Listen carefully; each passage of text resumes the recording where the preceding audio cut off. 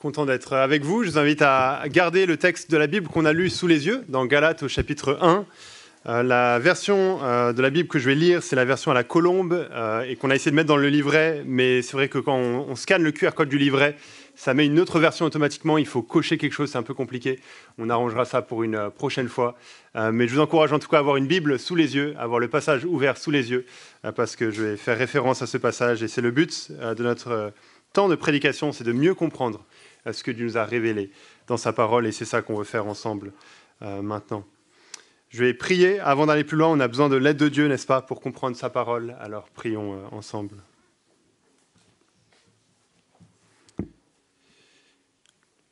Oui, notre Dieu, tu dis que ta parole est comme un marteau qui pulvérise la roche.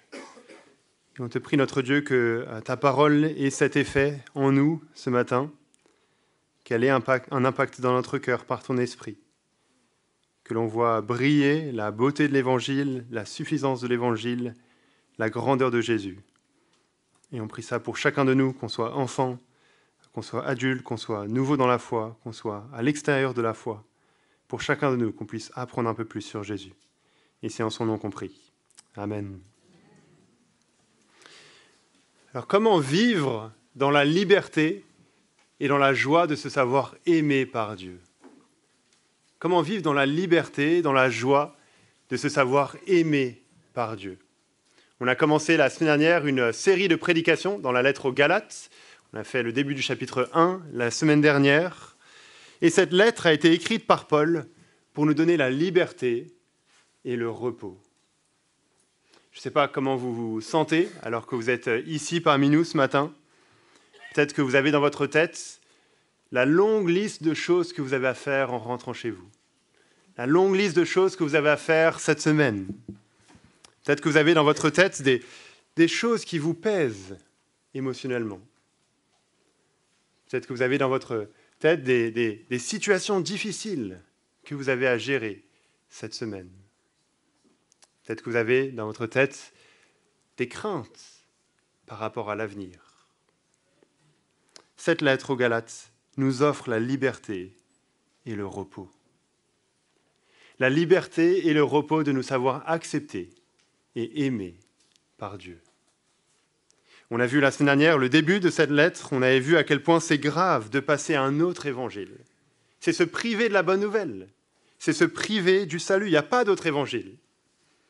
On avait vu que les Galates ont écouté des enseignants qui disaient que pour être vraiment un bon chrétien devant Dieu, il fallait Jésus plus quelque chose. Jésus plus la circoncision ou le respect de la loi. Et dans cette lettre, Paul les reprend pour leur donner la vraie liberté, le vrai repos. Dans notre passage aujourd'hui qu'on a lu, Paul se défend et donne plusieurs preuves que son évangile est le vrai évangile. Paul se défend pour montrer son autorité en tant qu'apôtre. Paul était probablement critiqué par les faux enseignants qui étaient venus chez les Galates, qui l'accusaient que l'évangile que Paul prêchait, l'évangile qu'il avait donné aux Galates, c'était qu'un demi-évangile, parce que Paul ne prêchait pas la circoncision. Les faux enseignants accusent Paul d'avoir reçu son évangile des apôtres à Jérusalem, du QG du christianisme, n'est-ce pas ? Il a reçu son évangile de leur part, mais il l'a modifié, il l'a changé, il a enlevé la circoncision. Et donc Paul écrit dans ce passage certains faits de son histoire, de son passé, qui prouvent que ce n'est pas le cas, qui prouvent que son évangile, l'évangile qu'il prêche, qu'il a donné aux Galates, c'est le vrai évangile, et qu'il est digne de confiance. Il y a 3 choses qu'on va voir dans ces versets ce matin pour les comprendre, les étudier. Le premier, c'est dans votre livret, l'évangile vient de Dieu. Dans la fin du chapitre 1, l'évangile vient de Dieu. Regardez avec moi les versets 11 et 12 du chapitre 1. Paul énonce un peu sa thèse, ce qu'il veut montrer dans un sens. « Je vous le déclare, frères, que l'évangile qui a été annoncé par moi n'est pas de l'homme.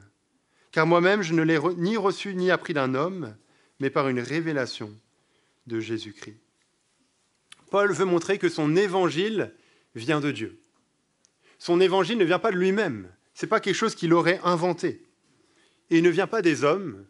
Ce n'est pas quelque chose qu'on lui aurait appris. Plutôt, c'est quelque chose que Paul a reçu par une révélation de Dieu lui-même. Et Paul va mettre plusieurs choses en avant dans ces versets pour montrer aux Galates que c'est le cas, que son évangile vient de Dieu et pas des hommes. D'abord, il va mettre en avant sa conversion. C'est comme s'il leur disait, mais regardez comment j'étais avant d'être chrétien. C'est pas moi qui aurais pu inventer l'évangile que je prêche. J'étais totalement opposé à l'évangile. Regardez au verset 13 du chapitre 1, il leur rappelle « Vous avez en effet entendu parler de ma conduite autrefois dans le judaïsme. Je persécutais alors à outrance l'Église de Dieu et je la ravageais. » Voilà ce que Paul était. Quelqu'un qui persécutait les chrétiens. Quelqu'un qui cherchait à faire disparaître ce nouvel enseignement qui proclamait que Jésus est le Messie et qu'il fallait le suivre. Paul voulait détruire l'Église de Dieu. Mais Dieu s'est révélé à lui. Dieu est intervenu dans la vie de Paul par sa grâce souveraine pour ouvrir les yeux de Paul et pour l'amener à la foi. C'était l'œuvre de Dieu. On voit cela dans le verset 15 à 17 du chapitre 1 toujours. Paul écrit « Quand celui qui m'avait mis à part dès le sein de ma mère et qui m'a appelé par sa grâce a trouvé bon de révéler en moi son Fils pour que je l'annonce parmi les païens. Aussitôt, je n'ai consulté ni la chair ni le sang, et je ne suis pas monté à Jérusalem vers ceux qui furent apôtres avant moi, mais je partis pour l'Arabie, puis je revins encore à Damas. » Paul, le persécuteur, s'attache maintenant à la foi qu'il voulait détruire. Et Paul dit dans ces versets qu'une fois qu'il est devenu chrétien, il n'a pas cherché à consulter les autres apôtres, comme pour vérifier si l'évangile qu'il avait reçu de la part de Dieu était le vrai évangile, c'était le bon évangile. Non, il le savait, ça venait de Dieu. Et donc, sans consulter la chair et le sang, c'est-à-dire sans consulter les autres hommes, les autres apôtres, il est parti. Et pour ceux qui voudraient dire que Paul a appris son évangile des apôtres à Jérusalem, Paul leur répond que c'est seulement 3 ans plus tard, 3 ans après sa conversion, qu'il est monté à Jérusalem.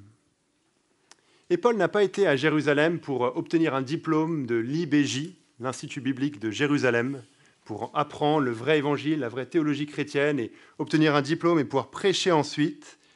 Non, Paul a été à Jérusalem seulement 15 jours. 15 jours seulement. Et il n'a vu que 2 apôtres, il dit ici. En fait, Paul n'a jamais vraiment passé de temps à Jérusalem, il leur dit. Et la preuve, c'est que les églises de la Judée, les églises qui sont autour de Jérusalem, ne connaissaient pas le visage de Paul. Elles avaient simplement entendu parler que quelqu'un qui persécutait les chrétiens était devenu lui-même chrétien. Donc tous ces détails historiques de la vie de Paul sont bien la preuve de ce qu'il veut leur montrer.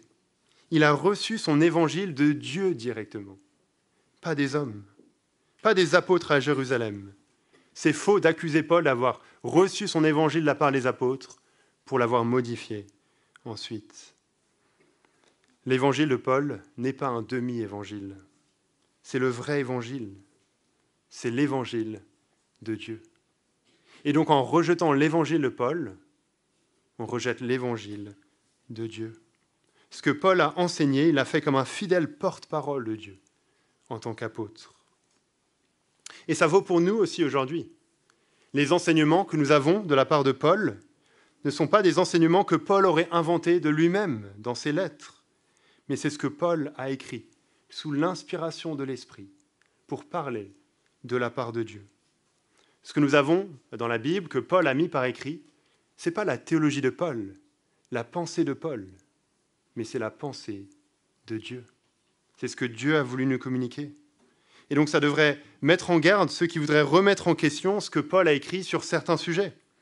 Ce que Paul a écrit sur le jugement et sur l'enfer, sur le rôle de l'homme et de la femme, sur l'homosexualité. Ceux qui voudraient enlever ces choses pour dire que ça vient de la plume de Paul, d'un être humain, et pas de Dieu lui-même, qu'on doit mettre ça de côté.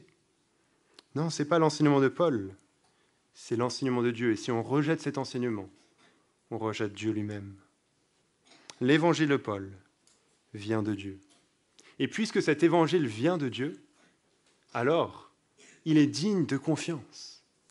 Et ça, c'est une bonne nouvelle dans notre monde où on entend toutes sortes de choses, de savoir qu'il y a un message qui vient de la part de Dieu et qu'il est digne de confiance. Pour les enfants, je m'adresse aux enfants, si vous êtes toujours avec nous, vous entendez plein de choses autour de vous, n'est-ce pas? À l'école, autour de vous, avec vos amis, de la part de vos parents, à l'église. Vous entendez plein de choses. Comment savoir ce qui est vrai? Comment savoir qui a raison? Comment savoir qui écouter? Eh bien, un secret que je vous confie, les enfants, c'est que ce que vous entendez de la part de vos parents, si ça vient de la Bible, ce que vous entendez à l'école, à l'église, si ça vient de la Bible, alors c'est vrai. Vous pouvez faire confiance, parce que ça vient de Dieu. Et Dieu a toujours raison, Dieu ne se trompe jamais, on peut toujours lui faire confiance. Et avant de continuer, avant de voir la suite de ces versets et de comment ça nous encourage, il faut juste qu'on prenne le temps, chacun de nous, de s'émerveiller en voyant la grâce de Dieu dans la vie de Paul. Est-ce que vous avez vu le changement radical qui a eu lieu pour Paul? Voilà ce que les églises autour de la Judée disent par rapport à lui. Elles avaient, chapitre 1, versets 23 et 24, elles avaient simplement entendu dire « Celui qui autrefois nous persécutait annonce maintenant la foi qu'il voulait alors détruire. Et elle glorifiait Dieu à mon sujet. » C'est beau, n'est-ce pas, de voir ça, de lire ça, de voir que le salut est l'œuvre de Dieu. C'est Dieu qui sauve. Et quand on voit quelqu'un passer des ténèbres jusqu'à la lumière, alors ça nous amène à glorifier Dieu, à rendre gloire à Dieu. Et Paul était vraiment dans les ténèbres. C'était visible, c'était palpable. Il voulait détruire les chrétiens. Il voulait détruire l'Église de Dieu. Il aurait été dans le top mondial de l'index de persécution de porte ouverte, n'est-ce pas? Il persécutait les chrétiens. Il leur voulait du mal. Et pourtant, il y a eu un changement radical. Et ce changement n'est pas venu de la part de Paul. Paul ne voulait pas reconnaître Jésus comme le Messie. Il ne voulait pas donner sa vie à Jésus, donner son cœur à Jésus. Ce n'est pas lui qui a voulu faire cela, mais c'est Dieu qui est venu. C'est Dieu qui est intervenu et qui a saisi le cœur de Paul pour en faire sa demeure, pour habiter parmi lui, pour révéler Jésus. On voit au verset 15 du chapitre 1, « Quand celui qui m'avait mis à part dès le sein de ma mère et qui m'a appelé par sa grâce, a trouvé bon de révéler en moi son Fils. » C'est ça la grâce de Dieu, la grâce entière, la grâce souveraine de Dieu, qui avait mis Paul à part dès le ventre de sa mère, qui le connaissait déjà, qui avait déjà choisi de le sauver, de l'appeler à lui. Et c'est ce Dieu qui révèle selon son bon plaisir son Fils en Paul. Dieu manifeste sa grâce et bouleverse complètement la vie de Paul. Et on voit ça quand on regarde le changement qui a eu lieu. C'est raconté dans les Actes, peut-être plus tard cet après-midi ou cette semaine, vous pouvez lire Acte 9, qui raconte la conversion de Paul, le changement de Paul avec plus de détails. On voit Paul, ou Saul, comme il était appelé avant, en route pour Damas, pour mettre des chrétiens en prison. Et le passage nous dit qu'il respire la menace et le meurtre envers les chrétiens. Il est furieux. Il veut tuer ceux qui suivent Jésus.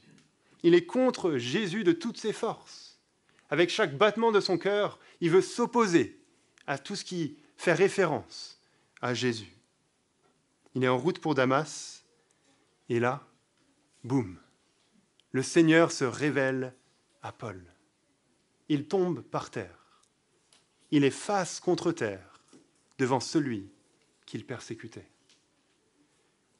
Et à partir du moment où Paul se relève, à partir du moment où Paul entre dans la ville, à partir du moment où Ananias vient le voir 3 jours plus tard, c'est plus le même homme.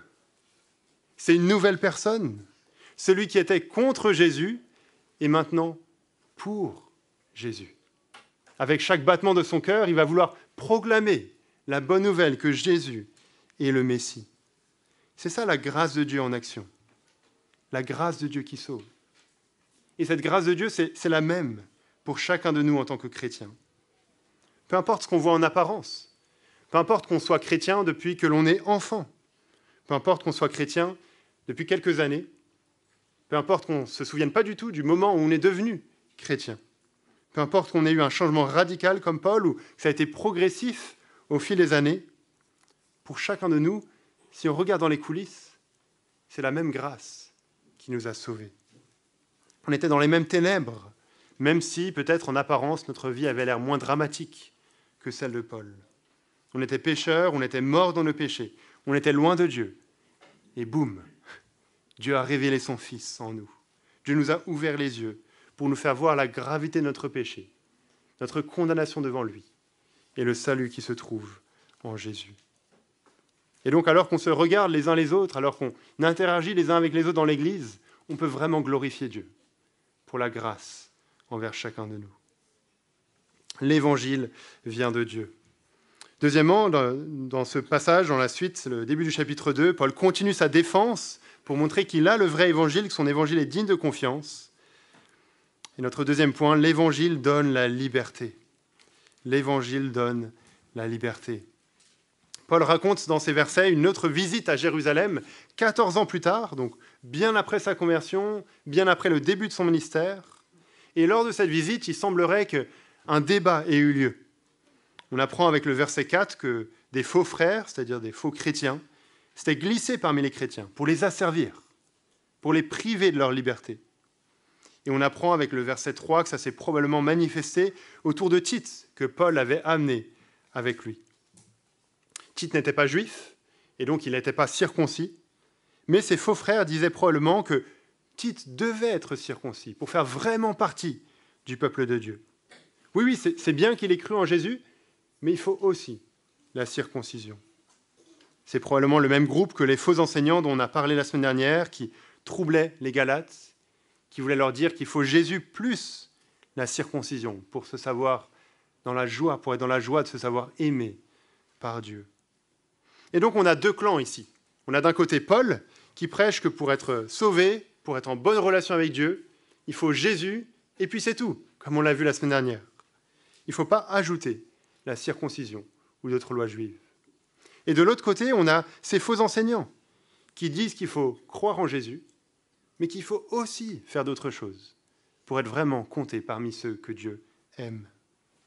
Et la question ici, c'est de savoir, mais dans quel clan est-ce que les apôtres à Jérusalem se trouvent?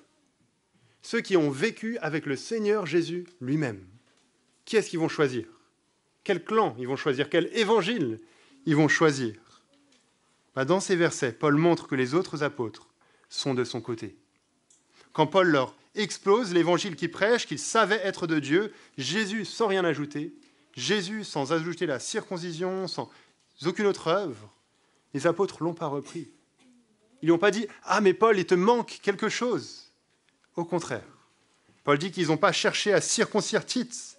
Verset 3 du chapitre 2, « Tite, qui est avec moi et qui était grec, donc non-juif, ne fut pas même contraint de se faire circoncire. » C'est bien la preuve que la circoncision n'est pas nécessaire. C'est bien la preuve qu'avoir Jésus, c'est suffisant. Et on voit ça un peu plus loin dans ce chapitre aussi, au verset 6, quant à ceux qui paraissaient les plus considérés, c'est-à-dire les apôtres, ceux qui avaient été autrefois m'importe peu, Dieu ne fait pas de considération de personne, dit Paul. Les plus considérés ne m'ont rien imposé. Et encore plus loin, au verset 9, lorsqu'ils reconnurent, toujours les apôtres, la grâce qui m'avait été accordée, Jacques, Céphas et Jean, considérés comme des colonnes, nous donnèrent la main droite à Barnabas et à moi, en signe de communion. Donc les apôtres, qui ont un certain poids, qui sont les piliers de l'Église, qui ont vécu avec le Seigneur Jésus lui-même, ils n'ont pas repris Paul. Au contraire, ils lui ont donné la pleine bénédiction, leur pleine communion. Ils ont reconnu que l'évangile de Paul venait de Dieu. Et c'était le même évangile que celui qu'ils avaient reçu du Seigneur Jésus lui-même. Donc en se défendant comme ça, on voit comment Paul montre aux Galates que ça n'a aucun sens d'écouter les faux enseignants qui sont venus parmi eux. Au contraire, il faut leur résister. Et il faut leur résister parce que c'est l'évangile lui-même qui est en jeu. Paul dit au verset 5, « Nous ne leur avons pas cédé un seul instant par soumission, afin que la vérité de l'évangile soit maintenue parmi vous. » Ajouter quelque chose à l'évangile, on l'a vu, c'est corrompre l'évangile. C'est enlever la bonne nouvelle de la bonne nouvelle. Mais en plus de ne pas être une bonne nouvelle, d'enlever la bonne nouvelle, c'est également se priver de la vraie liberté. Il est question au verset 4 de certains qui voulaient épier ces faux enseignants, la liberté que nous avons en Christ Jésus, avec l'intention de nous asservir. Il est question d'asservissement, d'esclavage. Et Paul dit qu'en tant que chrétiens, nous avons la liberté. Nous avons la vraie liberté. La liberté de se savoir accepté par Dieu. Non pas en fonction du bien que l'on fait, non pas en fonction de nos performances spirituelles, mais en raison de la foi que l'on a placée en Jésus. Et Paul dit que ces faux frères qui voulaient ajouter quelque chose à l'évangile, qui voulaient ajouter la circoncision à l'évangile, ils avaient pour but de rendre les chrétiens esclaves, de les asservir. Ça nous montre à quel point l'évangile, le seul vrai évangile, donne la liberté. On peut vivre sans fardeau, sans penser que l'on doit faire plus pour que Dieu nous aime plus. Sans penser que nos actions du jour risquent de nous séparer de Dieu pour toujours. Non, on vit dans la joie, dans la liberté de se savoir aimé par Dieu pour l'éternité. Parce que Jésus est mort sur la croix pour nos péchés, parce qu'il est ressuscité pour nous donner la vie éternelle, parce qu'il nous revêt de sa justice, de sa perfection. Alors on est libre de la condamnation qu'il a prise à notre place. On est saint aux yeux de Dieu, entièrement parfait, entièrement pur, parfaitement juste. Il n'y a plus aucune ombre de colère qui reste pour nous. On est sauvés une fois pour toutes. C'est ça la vraie liberté. La vraie liberté. Et de savoir que ce verdict de Dieu, cette attitude de Dieu envers nous, elle ne dépend pas de nous. Ça ne dépend pas de ce que l'on a fait, ça ne dépend pas de ce que l'on fait aujourd'hui, ça ne dépend pas de nos performances spirituelles, ça ne dépend pas de nos hauts et de nos bas dans la vie chrétienne. Non, rien ne peut changer cela. Rien ne peut changer l'amour que Dieu nous a manifesté en Jésus. Ça, frères et sœurs, c'est la vraie liberté. La liberté dont on a besoin. Et c'est pour ça que les faux évangiles, non seulement nous privent de cette liberté, mais aussi nous apportent l'esclavage. En disant qu'il faut Jésus plus quelque chose pour être aimé par Dieu, c'est nous apporter l'esclavage. C'est être asservi à quelque chose d'autre pour espérer être en bonne relation avec Dieu, pour espérer rester en bonne relation avec Dieu, pour espérer mériter l'amour de Dieu. Un auteur chrétien, Timothy Keller, dit qu'on vit trop souvent en courant sur le tapis de course de la culpabilité, le tapis roulant de la culpabilité. Vous savez, les tapis de course là, sur lesquels on court dans les salles de sport ou chez vous. On court sans fin. Et il dit qu'on est en train de courir comme ça, après, pour essayer de se soulager de notre culpabilité. Et c'est ça que ça donne quand on pense que Dieu nous accepte sur la base de nos efforts, de nos performances spirituelles du jour. On est en train de courir sans fin sur un tapis roulant de la culpabilité, en espérant qu'on peut faire un petit peu plus pour être pardonné, un petit peu plus pour que Dieu nous aime, un petit peu plus pour qu'on gagne à nouveau l'approbation de Dieu. Mais on doit réaliser qu'on n'a pas besoin de s'épuiser sur ce tapis roulant pour gagner l'approbation de Dieu. On a déjà cette approbation grâce à Jésus, grâce à l'Évangile, grâce à ce que Jésus a fait sur la croix. On ne peut pas gagner cela, ça nous est donné par Dieu, une fois pour toutes, et ça ne changera jamais. Un exemple, imaginez que demain ou cette semaine, vous passez une journée, on se réveille, on n'a pas vraiment pu lire la Bible ou prier comme on voulait, on s'est disputé avec notre conjoint, notre coloc, un ami, on reçoit des nouvelles frustrantes, on arrive au travail et tout ne se passe pas comme prévu et on est vraiment au milieu de la journée, on est frustré, on est fatigué, rien ne va, on ressent la culpabilité. Le ciel a l'impression d'être brouillé à notre âme. Et on se dit, mais que faire ? Si à ce moment-là, au milieu de cette journée, on se dit, je dois réparer tout ça pour gagner l'approbation de Dieu. Si on se dit, mais je dois faire ça et ça et ça, et puis ensuite ça ira bien, alors on est en train de vivre l'esclavage. On est en train de se priver de la liberté que l'Évangile nous donne. On est en train de courir sans fin sur le tapis roulant de la culpabilité. Et plutôt, à la place, on a besoin de se dire « Mais Dieu m'accepte, même au milieu d'une journée comme ça. Dieu m'accepte, même au milieu d'une journée pire que celle-là. Dieu m'aime, Dieu trouve sa joie en moi, Dieu me voit revêtu de sainteté, même si je ne le mérite pas. Je n'ai pas besoin de regagner l'amour de Dieu. Je n'ai jamais perdu l'amour de Dieu. Il m'aime, il m'accepte et ça ne dépend pas de moi. Ça dépend de ce que Jésus a fait sur la croix. Ça, c'est vrai, la vraie liberté. Ça, c'est vivre, non pas sous l'esclavage, mais avec la liberté que Dieu nous donne. Et cette liberté n'enlève pas l'obéissance, mais motive cette obéissance. Peut-être que vous êtes ici et que vous découvrez la foi chrétienne, vous découvrez l'Évangile, vous découvrez Jésus. C'est super que vous soyez là. Je ne sais pas si vous aussi, vous avez cette impression-là de courir sans fin sur le tapis roulant de la culpabilité. La solution à ça, ce n'est pas d'essayer de faire plus, ce n'est pas d'essayer de courir plus vite, ce n'est pas d'ajouter des œuvres religieuses pour se sentir bien. La solution, c'est de se repentir, de se détourner de ses péchés, de reconnaître sa culpabilité et de venir à Jésus, de trouver en lui le pardon, de trouver en lui la paix, le vrai repos, une relation rétablie avec Dieu. Si vous voulez en parler plus, parlez-en avec quelqu'un. Après ce culte, ce serait une joie d'en discuter. L'Évangile donne la liberté. Et enfin, troisièmement, dans notre passage, dans la suite, on voit que l'Évangile nous met tous au même niveau. On voit ça dans le chapitre 2, versets 11 à 14, un passage où Paul raconte un épisode où il a repris Céphas, c'est un autre nom pour Pierre, l'apôtre Pierre. Il l'a repris quand Pierre ne marchait pas selon la vérité de l'Évangile. C'est toujours dans le contexte de cette défense de Paul contre ceux qui l'accusaient d'enseigner un évangile qu'il avait pris de la part des apôtres. Et dans cet épisode, dans ce récit, Paul montre que son évangile n'est pas dépendant des apôtres à Jérusalem. Et la preuve, c'est que lui-même, il a repris un apôtre quand celui-ci ne marchait pas selon la vérité de l'évangile. Pierre était juif, mais il avait mis de côté les lois juives de l'Ancien Testament avec la nouvelle ère que la venue de Jésus amenait. En particulier les règles alimentaires. Le peuple de Dieu, dans l'Ancien Testament, devait respecter des règles strictes de ce qu'il pouvait manger, de ce qu'il ne pouvait pas manger, ce qui rendait pur et impur.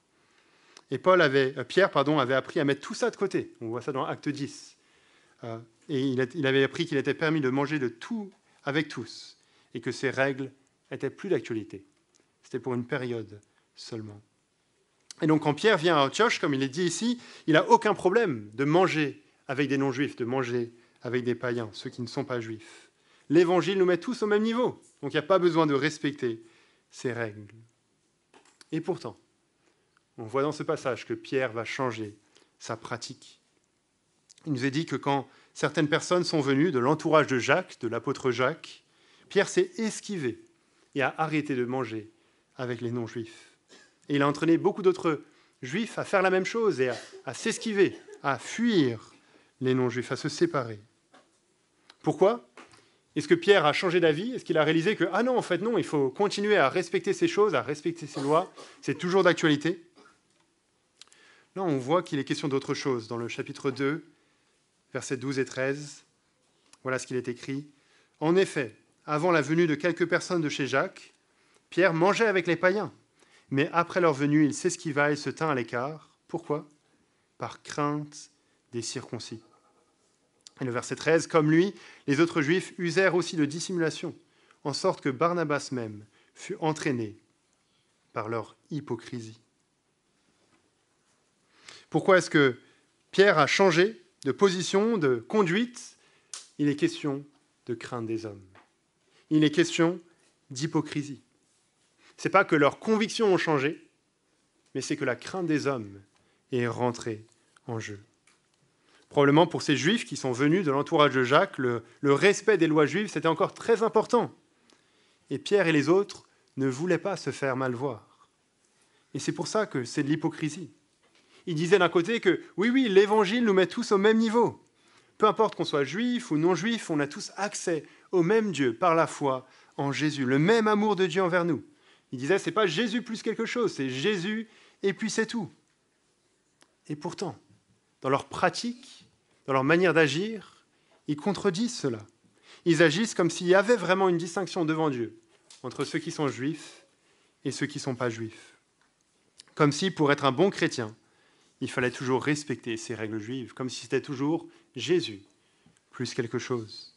Et c'est pour ça que Paul reprend Pierre devant tout le monde, au verset 14, « Quand je vis qu'il ne marchait pas droit, selon la vérité de l'Évangile, je dis à Céphas, à Pierre, en présence de tous, « Si toi qui es juif, tu vis à la manière des païens, et non à la manière des juifs, Comment peux-tu forcer les païens à judaïser, c'est-à-dire à vivre comme des Juifs? En faisant cela, Pierre n'est pas en train de marcher selon la vérité de l'Évangile.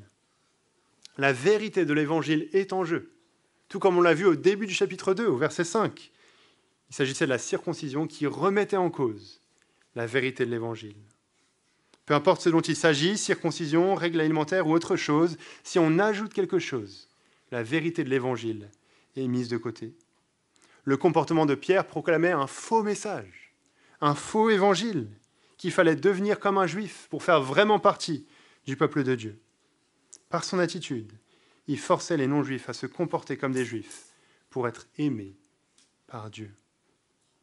Mais il y a une différence importante entre Pierre et les faux enseignants, les faux frères dont il est question au début du chapitre 2. Le comportement de Pierre ne fait pas de lui un faux enseignant, un faux frère. On pourrait dire que Pierre, là, est plutôt un chrétien non cohérent. Un chrétien non cohérent. Il croit au salut par grâce. Il proclame le salut par grâce. Il dit que l'on est sauvé pas par Jésus plus quelque chose, mais par Jésus, et puis c'est tout. Il dit cela, il croit cela, et il veut vivre comme cela. Et pourtant, il y a certains aspects de son comportement qui renient cette vérité, qui contredisent cette vérité, qui ne sont pas cohérents avec ce qu'il croit.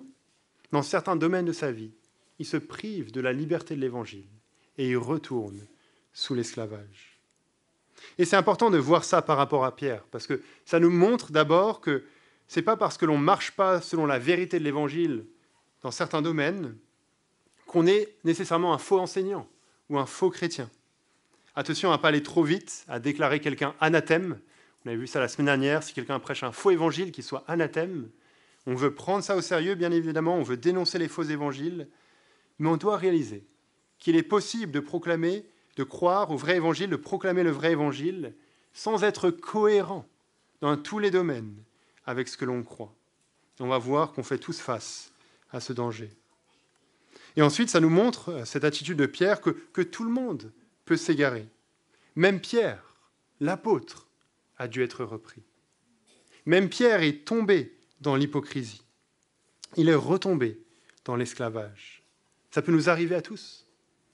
C'est pour ça qu'on a besoin de prier, de dépendre de Dieu, prier que Dieu nous garde cohérents, prier pour que ce que l'on croit par rapport à l'Évangile se voit, se traduise dans notre manière de vivre, dans notre manière de traiter les autres autour de nous. Un commentateur écrit « On ne peut pas vivre aujourd'hui en dépendant de la grâce d'hier. » On ne peut pas vivre aujourd'hui en dépendant de la grâce d'hier. On a besoin chaque jour d'une fraîche dose de grâce, de dépendre de Dieu pour qu'il nous garde. On a besoin de prier pour cela. Mais c'est aussi pour ça qu'on a besoin les uns des autres. C'est pour ça que Dieu nous a donné l'Église, pour qu'on puisse vivre la vie chrétienne ensemble, pour qu'on puisse se reprendre les uns les autres avec amour quand ça ne va pas, qu'on puisse s'avertir, se mettre en garde, prier les uns pour les autres. On ne peut pas vivre la vie chrétienne seul. Une vie chrétienne sans Église ou une vie chrétienne sans Église fixe, c'est une vie chrétienne en danger. Parce qu'on est tous des chrétiens non cohérents dans certains domaines. On court tous le danger de contredire par notre manière de vivre la réalité de l'Évangile, la bonne nouvelle du salut par grâce, le Jésus, et puis c'est tout. On court tous le danger de renier le fait que l'Évangile nous met tous au même niveau. C'est le cas, par exemple, quand on regarde un autre chrétien et qu'on pense « Ah, il te manque quelque chose pour être un chrétien comme moi. » Oui, c'est bien que tu crois en Jésus, c'est bien que tu es Jésus, c'est le plus important, mais pour être un bon chrétien, il te faudrait ça. Quelques exemples. Pour certains, ce sera peut-être le parler en langue. Oui, c'est bien que tu crois en Jésus, c'est bien que tu sois croyant en Jésus, tu es chrétien, mais pour être un chrétien plus, tu dois parler en langue. Tu dois faire des miracles. Dire cela, c'est être un chrétien non cohérent. C'est dire qu'il faut quelque chose en plus de Jésus pour vraiment plaire à Dieu. Pour d'autres, ce sera certaines règles de comportement. Un vrai chrétien s'habille de telle manière. Il écoute tel type de musique, il vote pour tel candidat politique, il passe ses vacances dans tel endroit, il dépense son argent de telle manière. Et si tu ne fais pas ça, si tu ne fais pas les choses comme moi, alors il te manque quelque chose. Ça aussi, c'est être un chrétien non cohérent. C'est ajouter des règles, ajouter des prescriptions que la Bible n'a pas pour faire de quelqu'un un chrétien selon nos critères. C'est retomber sous l'esclavage. C'est se priver de la liberté que l'on a en Jésus. Pour d'autres encore, ça se verra dans l'attitude envers d'autres personnes qui n'ont pas notre nationalité, dans le racisme, même quand c'est indirect. On traite un chrétien d'une autre nationalité différemment qu'on le ferait avec quelqu'un qui est de chez nous, de notre clan, de notre nationalité. Ça, c'est renier la vérité de l'Évangile. C'est renier le fait que l'Évangile nous met tous au même niveau. Pour d'autres, ça pourra se voir dans l'attitude envers des nouvelles personnes dans l'Église. On va fuir la nouvelle personne qui entre avec des tatouages, des piercings et les cheveux roses, et on va rester avec la personne qui est un peu comme nous, avec qui on se sent à l'aise. Ça, c'est faire une distinction entre les personnes. Dire, tu dois être comme moi pour que je t'accepte. Ne pas réaliser que l'Évangile nous met tous au même niveau. Et on doit reconnaître, frères et sœurs, que ces choses nous concernent tous et bien d'autres, à différents niveaux. On doit reconnaître que la racine du légalisme, elle est là dans chacun de nos cœurs. Le fait de penser qu'on doit ajouter des lois comme condition pour être aimé par Dieu, c'est là dans chacun de nos cœurs, de faire des distinctions entre personnes. Et dire tout cela ne veut pas dire qu'on rejette l'appel à la sainteté que la Bible nous adresse, qu'il faut mettre à mort le péché, qu'il faut vivre pour le bien, qu'il faut obéir à Dieu. Bien sûr, il y a plein de commandements qui sont là dans l'Écriture, de choses qui nous sont demandées. Mais ces choses sont la conséquence du salut et non pas la cause de notre salut. Ce ne sont pas les conditions pour être accepté par Dieu, pour être aimé par Dieu, mais plutôt le fruit naturel qui découle du fait d'avoir été aimé et accepté par Dieu. On ne va pas rentrer dans les détails de ça maintenant, mais les autres prédications dans la série nous aideront à voir cela. Pour terminer, on doit réaliser qu'on doit mettre à mort cette racine de l'égalisme dans notre cœur, ce désir que l'on a de retomber dans l'esclavage, d'être un chrétien non cohérent. Et pour faire cela, on a besoin de baigner dans l'Évangile. On a besoin de baigner dans la grâce de Dieu pour vivre dans la liberté que l'Évangile donne et pas sous la contrainte de l'esclavage. On a besoin d'être nourri par l'Évangile jour après jour. On doit être conscient de la liberté que l'Évangile offre, en train de se reposer dans l'amour que Dieu a pour nous, plutôt que d'être en train d'essayer de courir sans fin sur le tapis roulant de la culpabilité. Voilà ce que John Owen écrit, un puritain du XVIIe siècle. Le problème avec certains chrétiens aujourd'hui, c'est qu'ils essayent trop fort. Ils sont trop rigides, ont trop souci de bien accomplir leurs tâches, sont trop focalisés sur quelle sorte de personne ils devraient être et comment ils devraient se comporter. Ils sont trop inquiets pour atteindre les exigences de Dieu.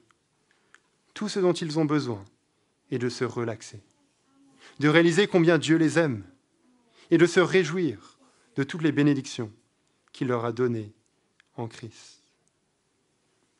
Est-ce qu'on n'a pas envie, chers frères et sœurs, de se relaxer, de réaliser qu'on n'a pas besoin de gagner l'amour de Dieu si on est en Jésus, mais qu'on l'a déjà, qu'il nous aime déjà et qu'il n'y a rien qu'on puisse faire de plus pour que Dieu nous aime plus? Pour se relaxer, on a besoin, comme on le dit parfois, de se prêcher l'Évangile à nous-mêmes. L'Évangile, ce n'est pas juste pour les autres, ce n'est pas juste pour ceux qui sont en dehors de l'Église, mais c'est pour notre cœur, c'est pour notre âme, jour après jour, de nous rappeler ce que Christ a fait pour nous et comment ça nous donne la vraie liberté. Prions pour que, alors qu'on étudie cette lettre aux Galates, on puisse comprendre un peu plus de cette vraie liberté que l'Évangile nous donne. Prions pour qu'on puisse voir dans notre cœur, là où il y a des domaines où on est des chrétiens non cohérents, là où il y a encore des racines de légalisme. Et prions pour qu'on baigne dans l'Évangile de la grâce, pour vivre vraiment cette liberté. Je vais prier pour terminer.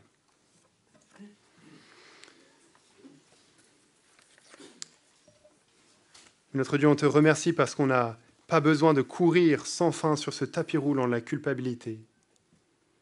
Merci notre Dieu parce qu'on peut, grâce à Jésus, grâce à la croix, se savoir aimé par toi, en bonne relation avec toi. Merci notre Dieu parce qu'on peut savoir, alors qu'on Commence une nouvelle semaine, que rien ne changera dans cette semaine de ce que tu penses de nous, grâce à Jésus, grâce à la croix. Merci parce que ton amour est fixe et rien ne peut nous en séparer. On te prie qu'on puisse baigner dans cette grâce, être encouragé, être nourri, être renouvelé par cette grâce, pour ta gloire. Amen.